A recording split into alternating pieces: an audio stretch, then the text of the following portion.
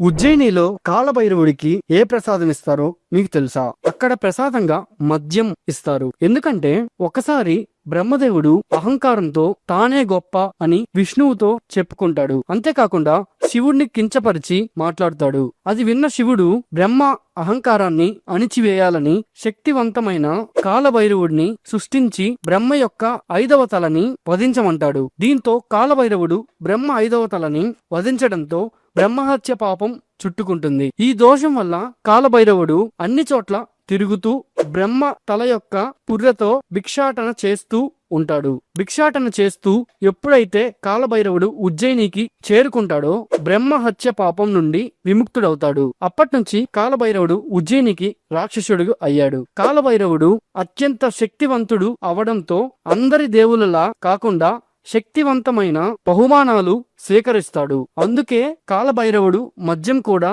స్వీకరిస్తాడు అని అక్కడ ప్రజలు నమ్ముతారు. ఈ ఇన్ఫర్మేషన్ ని ప్రతి ఒక్కరికి షేర్ చేయండి. కంటెంట్ నచ్చితే ఇప్పుడే ఫాలో అవ్వండి.